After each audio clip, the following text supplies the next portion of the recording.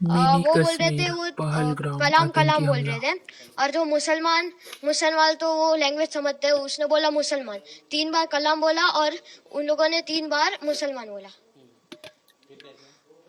फिर जो जो हिंदू थे, हिंदू जेंट्स थे, उन्हें शूट कर दिया गोली से। जिस तरह से आतंकी गोलियां मार रहे थे, कैसे दिख रहे थे आतंकवादी? आतंकवादी गोरे से थे। इधर वाइट वाइट टी शर्ट पहनी थी और नीचे ब्लैक जीन्स पहना था, दाढ़ी थी, ऊपर वो कैप थी मोमेडियन वाली, और एक कैमरा था ऊपर सर पर। तो क्या बातें कर रहे थे वो लोग जब ये गोली मार रहे थे तब? वो बातें तो कुछ नहीं कर रहे थे, बस चुपचाप थे। जब आपके पिताजी को गोली लगी तब क्या वहाँ पर मम्मी जी कहाँ थे, किस तरह से आपको नीचे भेजा था? जब वो गोली मार के चले गए, तब तब वो सिविल लोगों ने कहा था कि जो जो जिंदा है वो भागो। तो मैं तो घोड़े से भाग गया, मतलब घोड़े पे बिठा के, और मम्मी दीदी चल के आई नीचे। मम्मी ने किस तरह से आपको घोड़े पे बिठाया और कहाँ जाने को कहा था आपको? मम्मी ने घोड़े पे बिठाया और बोला नीचे जा और हमारा इंतजार कर।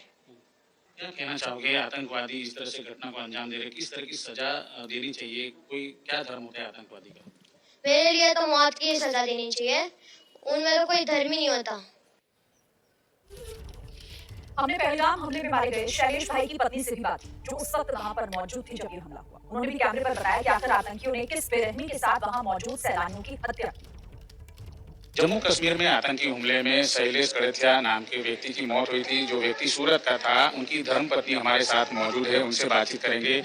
शीतल जी बताइए, क्या पूरी वारदात, किस तरह से घटना घटी थी? हम उस टाइम नीचे कार पार्क करके घोड़े पौनी से ऊपर गए, और ऊपर जैसे ही अंदर एंटर हुए, हम 10 से 15 मिनट का टाइम लगा था, बैठे थे और बच्चों को भूख लगी थी तो नाश्ता करने मैगी वगैरह कुछ खा रहे थे।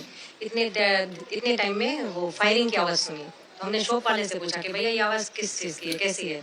तो शॉप वाले ने बोला कि दीदी मैडम हमने भी आज पहली बार सुना है, वो भी डर गए थे। इतने में फिर दूसरी बार फायरिंग की आवाज़ आई, वो हमारे सामने आके खड़े रह गए और उसने बोला कि हिंदू एक तरफ हो जाओ और मुसलमान एक तरफ हो जाओ। और फिर उसने अपना वो कलाम कलाम 3 बार बोला, और जो भी मुसलमान हो गए उनको पता था कि सामने क्या आंसर देना है, तो उसने अपना आंसर मुसलमान मुसलमान बोला, और जो हिंदू भाई थे उन सबको गोली मार दी। जब वो आतंकी आए थे, किस दिशा से आए थे, क्या कुछ बातें कर रहे थे?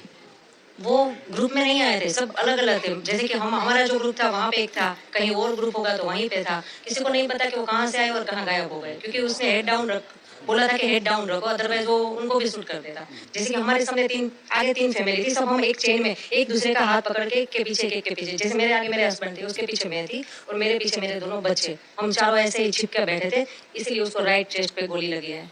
हम ऐसे ही बैठे थे, उसने बोला हेड डाउन, तो हम किसी के सामने भी कुछ नहीं देखे, ना तो कोई आवाज कर रहे थे कि कहीं सबकी जान बच जाए, ये चले जाए, किसी को गोली ना मारे। पर उसने किसी पे दया नहीं दिखाई, उसने सब जो भाइयों थे ना, हिंदू भाई, सबको शूट कर दिया। और शूट करने के बाद भी वो वहीं खड़ा था, ताकि कोई आवाज ना कर सके, कोई हेल्प ना मांग सके, कुछ नहीं। उसके 2-3 मिनट बाद वो वहां से चला गया। फिर जो लोकल शॉप वाले थे 2-3 अंकल, उन लोगों ने हमें बोला कि आप अपने बच्चों की जान बचा के उनको लेकर जाओ नीचे, ये लोग कभी भी वापस आ सकते हैं। तो हम बच्चों को लेकर उसकी जान बचाने के लिए फिर हम नीचे भागे। जैसे कि मेरे हस्बैंड थे, हमें उनको वहीं पे छोड़ना पड़ा। किस तरह की मानसिकता लगती थी आतंकियों की? तो धर्म पूछ के नहीं लगता था वो उसको ना एंजॉय कर रहे थे, बस मतलब कुछ मैसेज देना चाहते हो कि शायद कि हम कुछ भी कर सकते।